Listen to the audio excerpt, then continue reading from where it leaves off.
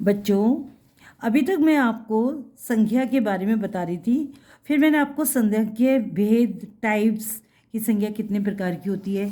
Main संख्या 3 प्रकार की होती है: व्यक्तिवाचक संख्या, जातिवाचक संख्या और भाववाचक संख्या। ओके, अभी मैं आपको बहुत डिटेल में अच्छे से व्यक्तिवाचक संख्या के बारे में बता रही थी और जातिवाचक संख्या के बारे में।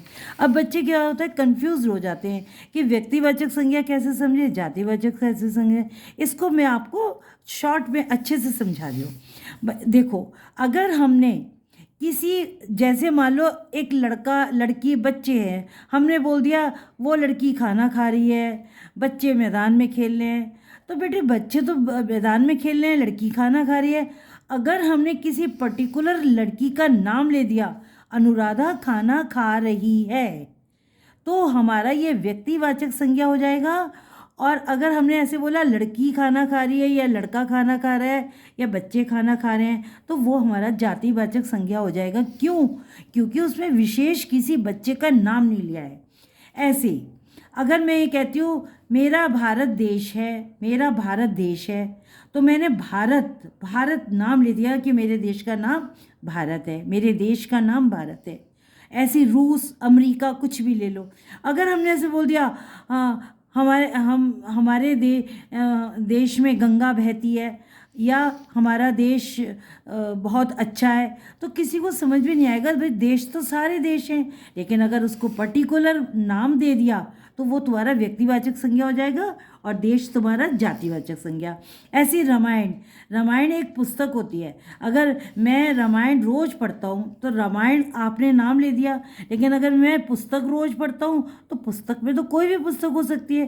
तो अगर आपने पर्टिकुलर नाम ले दिया तो व्यक्तिवाचक, अगर आपने पुस्तक बोल दिया तो वो जातिवाचक, क्योंकि आपने उसका टाइप, उसका विशेष नाम नहीं बताया। हिमालय, अब मान लीजिए आप कह रहे हैं मैं हिमालय पर्वत पर रहता हूँ, मैं हिमालय पर्वत जा रहा हूँ, तो हिमालय नाम ले दिया, वो व्यक्तिवाचक संज्ञा। पर्वत, मैं पर्वतों में रहता हूँ, अब पर्वत में कोई भी पर्वत हो सकता है, तो वो जातिवाचक।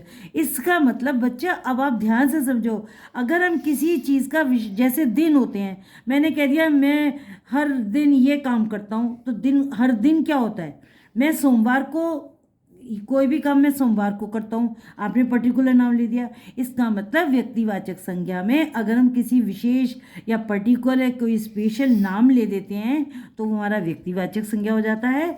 और अगर हम उसका नाम नहीं लेते हैं, उसका सिर्फ हम ऐसे बोलते हैं पुस्तक, पर्वत, दिन, पशु, किसी इनका हम जाति बताते हैं, उनका टाइप बताते हैं, वर्ग बताते हैं, तो वो हमारा जातिवाचक संज्ञा कहलाता है। अब बच्चों ये थोड़ा डिफरेंस है। अब मैं आपको एक व्यक्तिवाचक और जातिवाचक संज्ञा पर एक कविता सुना रही हूँ, सुंदर सी प्यारी सी। देखो, समझने की कोशिश करना बच्चों। मोहन कहता मेरा नाम विशेष है, मैं व्यक्तिवाचक संज्ञा हूँ। लड़का कहता मेरा नाम बताओ, मेरी जाति बताओ। क्योंकि लड़का क्या कह रहा है, मेरा नाम बताओ, अगर नाम बताओगे तो व्यक्तिवाचक हो जाएगा। लड़का कहता मेरा नाम बताओ, मेरी जाति बताओ, नहीं बताओगे तो मैं जातिवाचक संज्ञा कहलाऊंगी। यमुना नदी कहती मेरा नाम विशेष है, मैं व्यक्तिवाचक संज्ञा कहलाती हूँ। नदी कहती मेरा नाम बताओ, मेरी जाति बताओ, नाम बता दोगे तो मैं व्यक्तिवाचक संज्ञा कहलाऊंगी, वरना मैं जातिवाचक संज्ञा में ही फिक्स हो जाऊंगी। विशेष स्थान, वस्तु, व्यक्ति या प्राणी का नाम बताओगे तो मैं व्यक्तिवाचक संज्ञा कहलाऊंगी। नदी, लड़का, पशु, पैन बोलोगे तो मैं जातिवाचक संज्ञा कहलाऊंगी। धन्यवाद बच्चों, लाइक कीजिए, सब्सक्राइब कीजिए और अब मेरे कमेंट में अच्छे व्यूज़ भी दीजिए ना। आप लोग अच्छा से बोलिए। आज का सुविचार है जीवन में कभी किसी से तुलना मत करो, जीवन में कभी किसी से कंपेयर मत करो। अपने आप को ही सबसे, आप जैसे हैं उत्तम है, आप जैसे हैं सर्वश्रेष्ठ हैं। आप ना बच्चों की तुलना किसी से करो, ना अपनी तुलना, आप जो भी हैं योग्य हैं।